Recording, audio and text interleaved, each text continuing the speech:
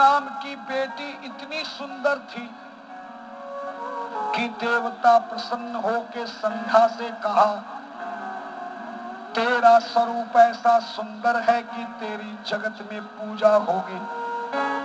और कामदेव को देवताओं ने वरदान दिया, तू जिसकी ओर भी देख लेगा वह तुझ काम शक्ति में के वशीभूत हो जाएगा। देवताओं ने वरदान दे दिया कामदेव को, मगर कामदेव को विश्वास नहीं हुआ। कामदेव ने सोचा कि जो शक्ति जिसकी ओर देखने पर वो मेरे वशीभूत हो जाए, ऐसी शक्ति मुझे मिली है, जरा प्रैक्टिकल में करके तो देखो, कहीं ये देवता वैसे ही झूठ बोल रहे हैं। देवताओं के द्वारा आकर्षण, मोहन, मारण, उच्चाटन आदि की शक्ति का वरदान सुन करके कामदेव उस शक्ति को प्रैक्टिकल में देखने के लिए ढंगना कामदेव ने सबसे पहले ब्रह्मा सहित देवताओं की ओर ही दृष्टि घुमा दी। वरदान था, जिसकी ओर कामदेव दृष्टि देखेगा वो काम के वशीभूत हो जाएगा। कामदेव ने जैसे ही ब्रह्मा सहित देवताओं की ओर अपनी दृष्टि देखी तो ब्रह्मा सहित सारे देवता काम के वशीभूत हो गए और ऐसे काम में अंधे हुए कि ब्रह्मा और देवताओं ने उस संध्या को नारी रूप समझ के पकड़ लिया। ये भूल गए कि ये हमारी बहन है। संध्या काम वशीभूत देव समूह से छूटकर सीधी भगवान शिव के चरणों में चली गई। हे भोलेनाथ, मुझे बचाइए, बचाइए, बचाइए। सारे देवता दौड़ करके संध्या के पीछे काम शक्त होकर, काम वशीभूत होकर दौड़ करके वहां पहुंच गए जहां शिव के सम्मुख संध्या अपने बचाव की प्रार्थना कर रही थी। धन्यवाद। तभी भगवान शिव ने संध्या की रक्षा करते हुए देवताओं से कहा, देवताओं ये क्या मूर्खपना कर रखा है, क्या अज्ञानता का खेल किया है। तब पता चला कि कामदेव ने दिए गए वरदान को प्रैक्टिकल प्रत्यक्ष प्रमाण देखने के लिए कामदेव की दृष्टि सारे देवताओं पर चली गई है।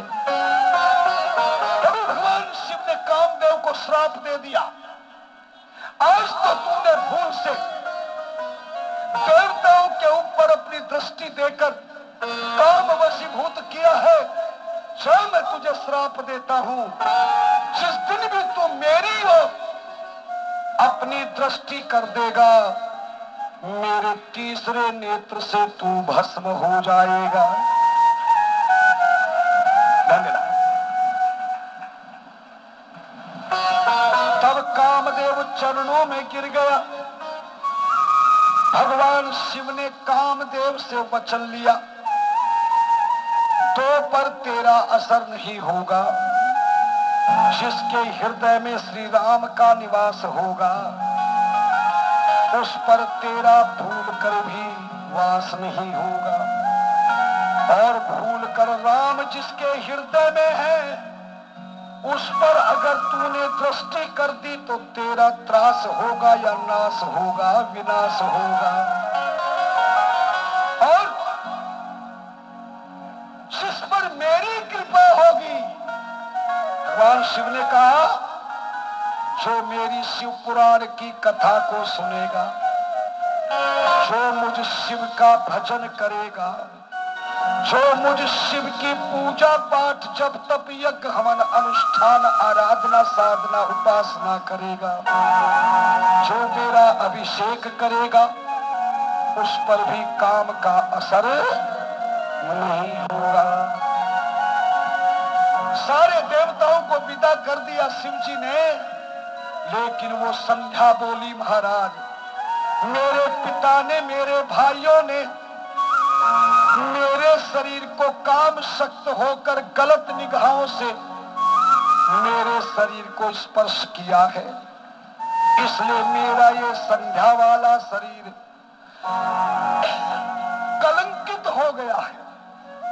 अब मैं इस शरीर को नहीं रखना चाहती, आप मुझे ऐसी कृपा कीजिए कि मैं इस शरीर को त्याग कर एक दूसरा ऐसा शरीर धारण करूं कि लोग मेरे शरीर की पूजा करें, ध्यान करें। भगवान शिव ने कहा, देवी सुनो। वो सामने चंद्रभागा नदी पर यज्ञ मुनि बड़े यज्ञ कर रहे हैं। मुनिराज यज्ञ के समय जब पूर्णाहुति करेंगे तो अग्निदेव उन्हें एक बेटी देगा। एक कन्या के प्राप्ति के लिए चंद्रभागा नदी के ऊपर मुनिराज यज्ञ कर रहे हैं। तुम जाओ, जैसे ही पूर्णाहुति करेंगे ऐ संध्या अपना शरीर उस यज्ञ कुंड में भस्म कर देना, आहुति दे देना। तेरे शरीर को जलने का कष्ट नहीं होगा और तेरा दूसरा शरीर परम पवित्र बनेगा। जाओ, मेरा आशीर्वाद है। सोचियो,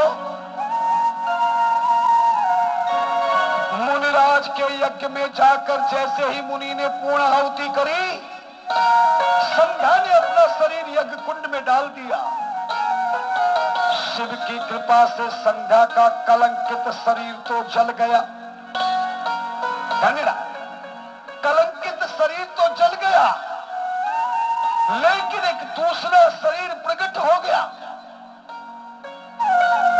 और सीधा सूर्य के पास चला गया।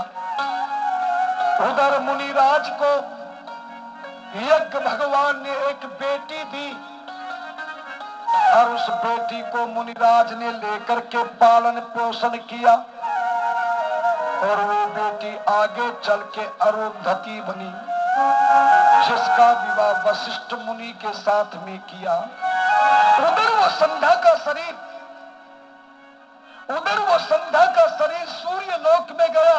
शिव के कहने से सूर्य भगवान ने उस संध्या के शरीर को देखकर बड़े प्रसन्न हुए।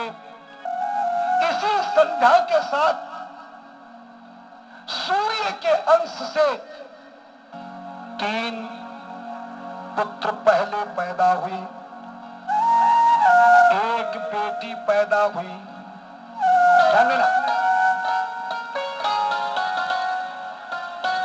सूर्य के 4 संतान इसी संध्या के गर्भ से पैदा हुई। जानते हो सूर्य की बेटी का क्या नाम है? सूर्य के 3 बेटों का क्या नाम है? बेटी का नाम था यमुना। ये जो यमुना जल की है, ये जल तो बाद में बना राधा के श्राप से। सुनाऊंगा कल की कथा। सूर्य की पुत्री यमुना का जन्म हुआ। बेटे का नाम यमराज था। ये जो यमराज का नाम सुनते हैं, यह सूर्य का पुत्र है। पहला पुत्र यमराज पैदा हुआ और दूसरा पुत्र इक्ष्वाकु, जिसको मनु इक्ष्वाकु कहते हैं, वो पैदा हुए और तीसरा पुत्र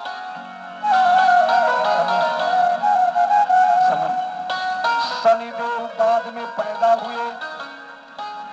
पहले यमराज, इक्ष्वाकु और तीसरा पुत्र मनु, वैवस्वत मनु, वैवस्वत।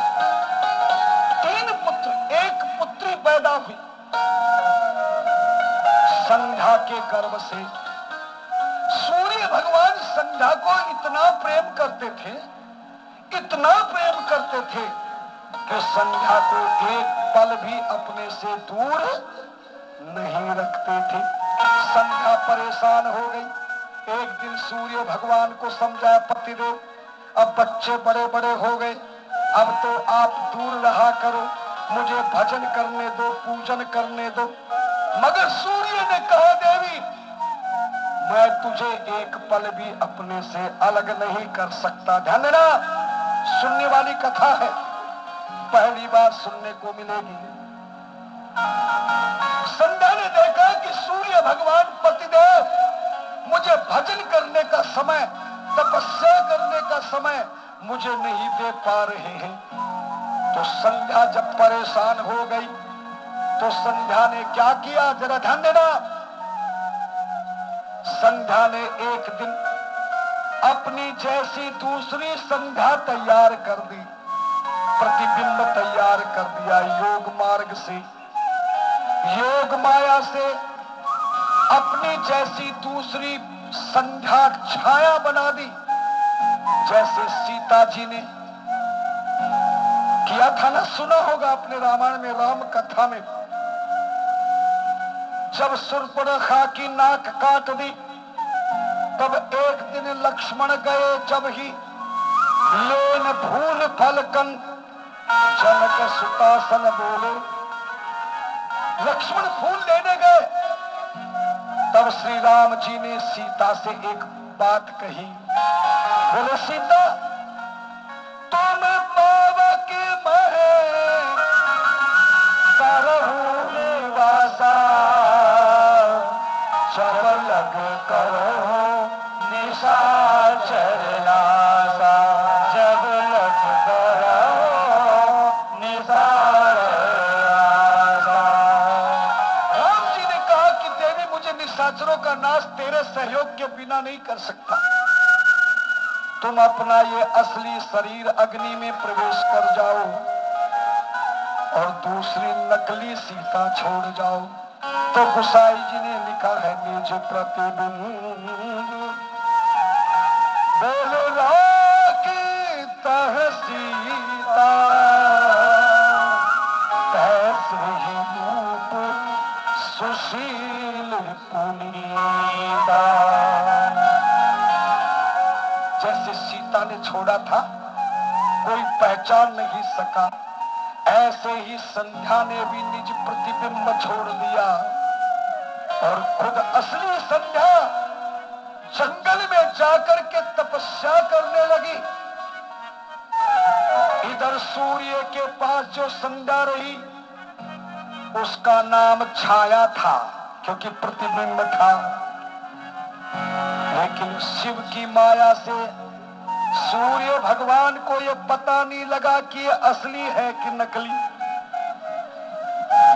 उसी छाया के गर्भ से, सूर्य के अंश से एक बेटा पैदा हो गया और उसका नाम रखा शम, जिसका बाद में शनि रखा गया।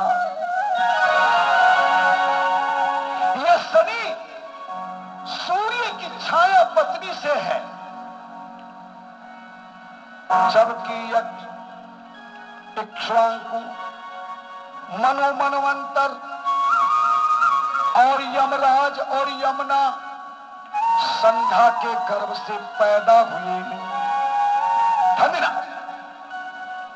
शनि के पैदा होते ही शनि बचपन से उदंडी था, यमुना को मारता, यमराज को मारता। और जब जैसे ही सूर्य अपनी पत्नी से कहते तो छाया भी अपने पति के ऊपर जोर जोर से बोलने लग जाती। सूर्य की समझ में नहीं आया, मेरी संध्या तो मेरे सामने कभी बोलती नहीं थी, पर इस संध्या पर किसी ने जादू टोना कर दिया क्या, जो आज मेरे सामने जवाब देती है। तभी एक दिन नारद जी आ गए और नारद जी ने सारी पोल खोल दी। सुनने वाली कथा, बोले ये जो पत्नी मेरी है ये असली नहीं, असली संध्या तो तपस्या करने गई है, ये तो नकली पत्नी है। तभी भगवान शिव ने श्राप दे दिया, हे छाया,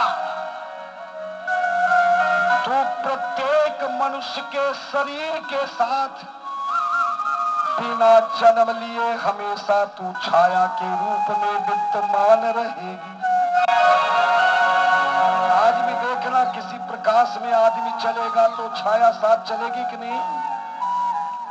शनिदेव से कहा बेटे, अरे ओ शनिदेव, तूने अपनी बहन यमुना को लात से मारा है, आज से तेरी ये लात लंगड़ी हो जाएगी, और आज से तू मेरा बेटा होकर के भी तू मुझसे विरोध करता है, अपमान करता है, इसलिए आज से तेरी मेरी शत्रुता बनी रहेगी।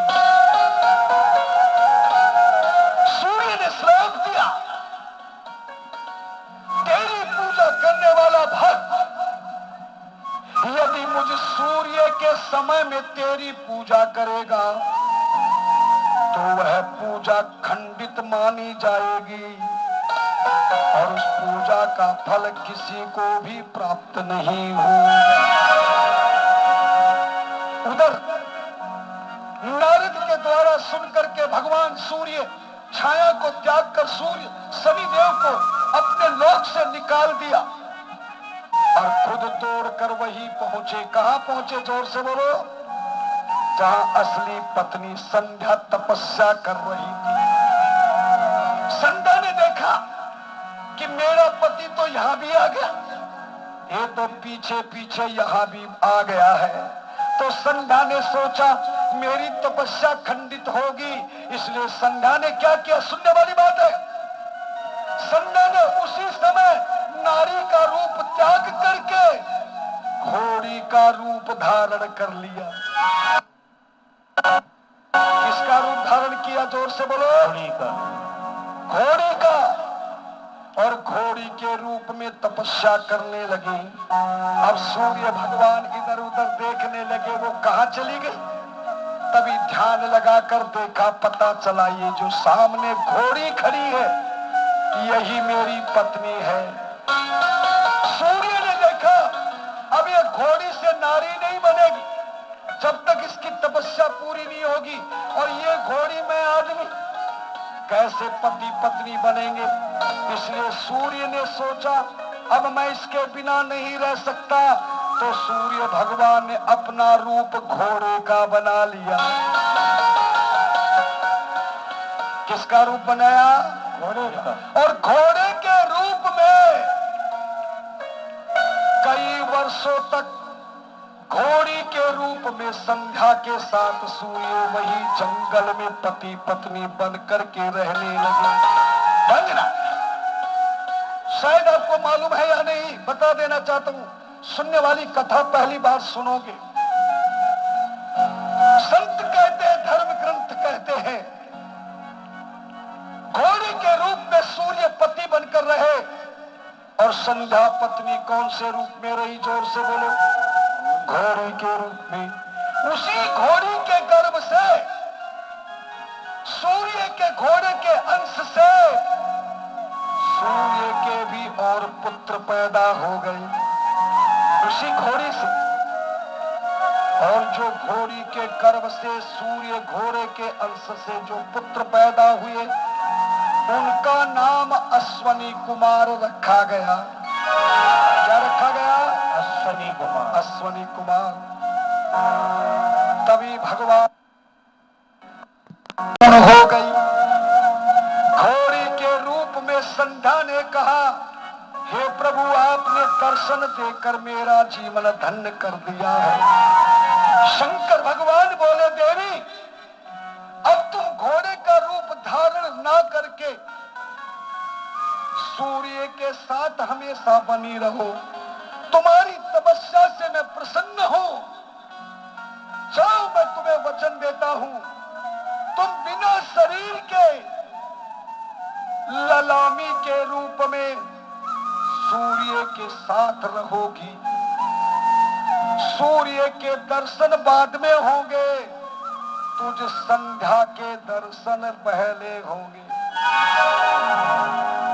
और जाओ देवी, सदा के लिए। जितना समय तेरा होगा, संध्या काल होगा, उस समय मैं भी तेरे साथ दर्शन करूंगा। स्वयं भगवान शिव बोले। तभी घोड़े के रूप में सूर्य भगवान ने कहा, हे देवादिदेव, मैं भी वचन देता हूं, आप जब भी मेरी पतिव्रता देवी संध्या के दर्शनों के लिए उस काल में रहोगे, तो मैं भी अमृत की वर्षा से आपका अभिषेक करूंगा। शिव ने कहा, ये समय संध्या का, सूर्य के द्वारा शिव का अभिषेक अमृत से होगा, इसलिए ये अमृत वेला कहलाएगा। समय, ये समय क्या कहलाएगा? इसीलिए सुबह कहते हैं अमृत वेला गया, आलसी सो रहा, पन अभागा, साथी सारे जगे तू न जागा। प्रातःकाल सूर्य उदय होने के बाद 3 घंटे तक पूर्व दिशा में रहता है खंगना। उसके 3 घंटे के बाद वो आग्नेय दिशा में रहता है। उसके 3 घंटे के बाद वो दक्षिण दिशा में जाता है। उसके 3 घंटे के बाद सूर्य नैऋत्य दिशा में जाता है और उसके बाद वो पश्चिम दिशा में चला जाता है। रात का पहला पहर सूर्य पश्चिम दिशा में, रात्रि के दूसरे प्रहर 3 घंटे का सूर्य भगवान वायव्य दिशा में, और उसके 3 घंटे के बाद सूर्य उत्तर दिशा में, और रात्रि के चौथे प्रहर में सूर्य ईशान दिशा में रहते हैं। और सूर्य का स्थान कौन सा है? प्रातः ईशान दिशा में सूर्य ब्रह्म मुहूर्त में रहते हैं। सूर्य भगवान को देखकर शंकर भगवान की दिशा में रहते हैं, क्योंकि 3 घंटे तक सूर्य अमृत की वर्षा से शिव का अभिषेक करते हैं। तब संध्या ने हाथ जोड़कर कहा, प्रभु, जो मेरे पतिदेव सूर्य भगवान अमृत की वर्षा से आपका अभिषेक करे, वो अमृत का लाभ देवलोक में तो मिलेगा ही, लेकिन हे भोलेनाथ, मृत्यु लोक में भी अमृत की वर्षा का फल मिलना चाहिए। तब शिव ने कहा, ऐ संध्या, जब भी सूर्य के द्वारा मुझ शिव की पूजा होगी, मेरे पे जो अमृत का अभिषेक होगा, वो सीधा सीधा बिना दिखाई दिए भी वो अमृत की वर्षा मृत्यु लोक के पृथ्वी लोक में जाएगी।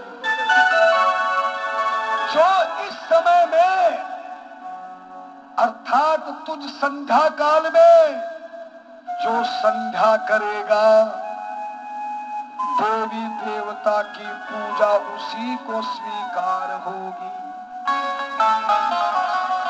आज भी मैंने कल की कथा में बताया था, बिना संध्या वंदन के किसी भी देवी देवता की पूजा स्वीकार नहीं होती। और संध्या में सूर्य की पूजा होती है, गायत्री मंत्र का जाप होता है, और बाद में घर के मंदिर की पूजा की जाती है। बताया था ना कैसे संध्या की जाए, ये भी आपको समझा चुके हैं। इसीलिए धर्म ग्रंथ भी कहता, उत्तमा तारकोपेता, मध्यमा लुप्त तारका, कनिष्ठा सूर्य सहिता, प्रातः संध्या त्रिधा स्मृता। तारों की छाया में ईश्वर की भक्ति, सूर्य को जल देना, गायत्री मंत्र का जाप करना, संध्या वंदन करना, योग साधन प्राणायाम आदि करना, ये तारों की छाया में अति उत्तम माना गया है। तारे छिप जाएं, सूर्य ना उदय हो, वो मध्यम समय होता है, लेकिन सूर्य उदय के बाद ये सब कनिष्ठा कहलाता है। सूर्य भगवान को वरदान दिया, तभी भगवान शिव ने कहा, ऐ संध्या, जिस घोड़ी का रूप बनाकर तुम पति और पत्नी में प्रेम बना है, जाओ मैं वरदान देता हूं, मृत्यु लोक में जब भी कोई पुरुष पत्नी को प्राप्त करने के लिए दूल्हा बनकर, धन्य सुनने वाली बात, कोई भी मृत्यु लोक का पुरुष दूल्हे का रूप बनाकर जब भी अपने जीवन के लिए धर्म पत्नी को लेने के लिए यात्रा प्रारंभ करेगा, तो उसी को धर्म पत्नी की यात्रा सफल होगी, जो घोड़ी पर सवार होकर के घर से यात्रा प्रारंभ करेगा। सुनने वाली बात है, पहली बार सुनोगे। आज भी आपके समाज में जब दूल्हा घर से दूल्हा बन करके चलता है तो किस पे सवार होता? जोर से बोलो, घोड़ी पे। आज से पहले मालूम था क्या कि घुड़चढ़ी क्यों होती है, घोड़ी पे सवार क्यों होते हैं, घोड़े पे नहीं होते? बाद में वो नगर की परिक्रमा यात्रा करके मंदिर में उतर कर भले गाड़ी में बैठ जाए, मगर घर से पहला कदम लेकर के देव पूजन की यात्रा तक घोड़ी पर बैठेगा। शंकर भगवान ने संध्या को वरदान दिया, तेरी घोड़ी की सवारी करके जो पुरुष विष्णु रूप में दूल्हा बनकर जाएगा, उसी को दुल्हन लक्ष्मी के रूप में प्राप्त होगी, और घर में पति विष्णु और पत्नी लक्ष्मी के रूप में सदा सदा के लिए आनंद करेंगे। धन्यवाद। सूत जी महाराज कहते, ऋषियों, इस प्रकार से वही संध्या शिव के प्रताप से ललामी के रूप में सूर्य के पास आई, आज भी विद्यमान है। वही संध्या प्रातः काल, वही संध्या मध्याह्न काल और वही संध्या सायंकाल दर्शन किए जाते हैं। इसीलिए कहा कि प्रत्येक व्यक्ति को प्रातः काल उठकर के संध्या का दर्शन करना चाहिए।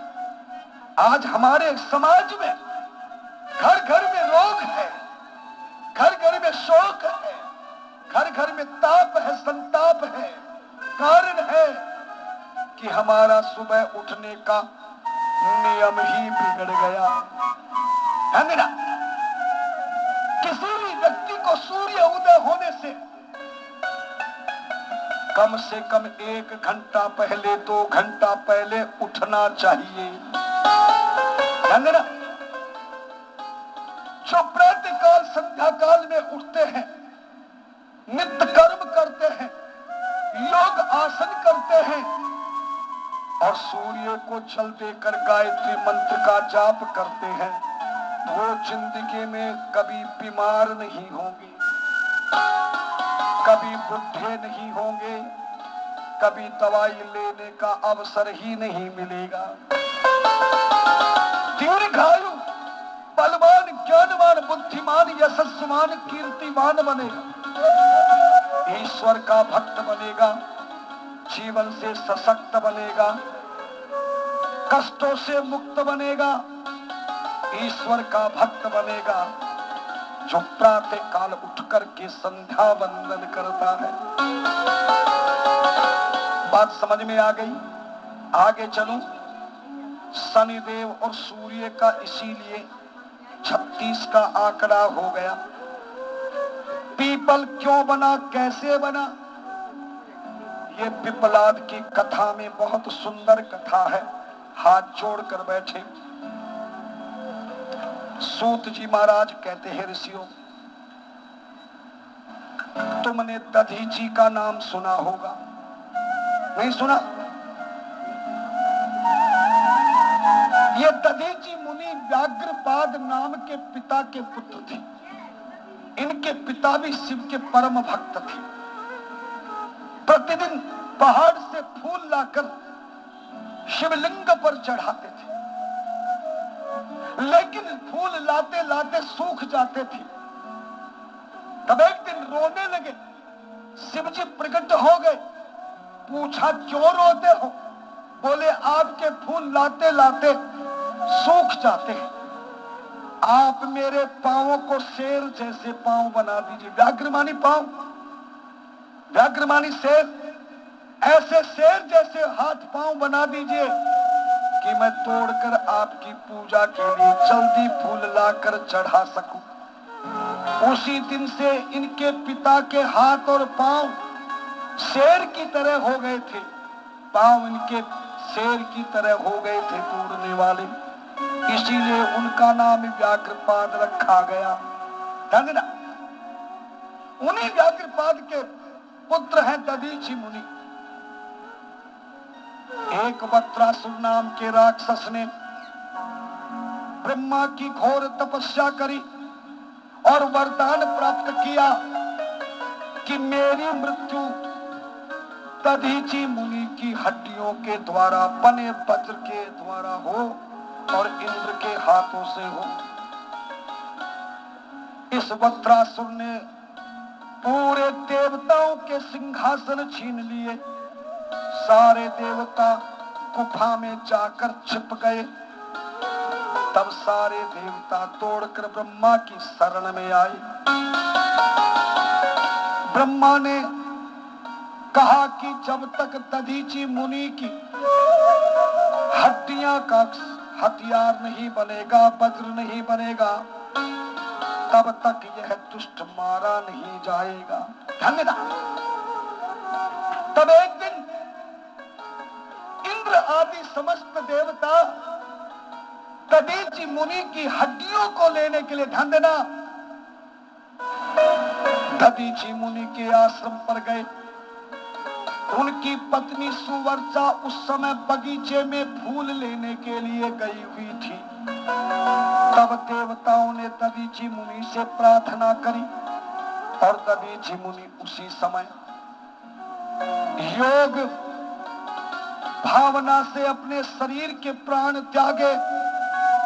कपिला गौ ने आकर मुनिराज के चमड़ी और मांस को हटाया। देवता दधीचि मुनि की हड्डियां ले गए, जाके वज्र बनाया और इंद्र ने उस वक्त्रासुर नाम के राक्षस को मार गिराया। यहाँ तक की कथा तुमने सुनी है, पर आगे की कथा तुम्हें सुनाता हूँ। जिस समय दधीचि मुनि की हड्डियां ले गए, शरीर लोथड़ा रह गया। उस समय दधीचि मुनि की पत्नी सुवर्चा गर्भवती थी और स्वयं शंकर भगवान ही उनके गर्भ से जन्म ले रहे थे। जैसे ही सुवर्चा फूल लेकर वापस आई, पति को मरा देखा, समाचार सुना, तो महाराज सुवर्चा ने देवताओं को श्राप दे दिया और अपने पति के साथ सती होने का निश्चय किया। तभी आकाश मार्ग से देवताओं ने कहा, हे माता, तुम्हारे घर में त्रिलोकीनाथ, विश्वनाथ, दीनानाथ, भोलेनाथ पुत्र रूप में जन्म लेंगे। जब तक इस बालक को जन्म नहीं दोगी, तब तक आप सती नहीं होना। माता ने देववाणी को स्वीकार करते हुए पहले बालक को जन्म दिया। बालक को जन्म देकर पीपल के वृक्ष के नीचे छोड़कर सुवर्चा दधीचि मुनि के साथ में सती हो गई। अब तो बालक अनाथ हो गया है ना।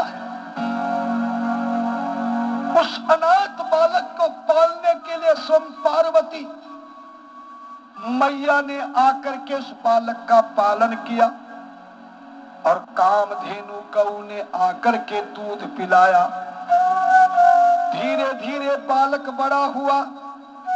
देवों ने उसका विवाह कर दिया, शादी कर दी। धन्यवाद। शादी के बाद अचानक उस बालक का नाम रखा पिपलाद। क्या नाम रखा? जोर से बोलो। पिपलाद। तुम्हारी आवाज का। जब 16 वर्ष का हुआ, शादी हो गई, एक बार पिपलाद को शनि की साढ़ सती लग गई। धनरा क्या लग गई? और साढ़ सती शनि की क्यों लगती है? शनि को शनि की पत्नी का कैसे साढ़ सती का श्राप मिला? ये कथा मैंने आपको कल सुनाई थी ना? याद रहेगी कि भूल जाओगे? शनि की साढ़ सती लगते ही पिपलाद बीमार हो गए। एक दिन नारद मुनि को याद किया। नारद मुनि से पूछा कि मैं इतना बीमार कैसे हूं? तब नारद मुनि ने कहा, तुम्हें शनि की साढ़ सती लग गई है। क्या लग गई? बोल। जैसे ही पिपलाद को नारद के द्वारा पता चला कि मुझे शनि की साढ़ सती लगी है, तो पिपलाद ने उसी समय हाथ में चल लिया। बोले, आज इस शनि को मैं समाप्त कर देता हूं।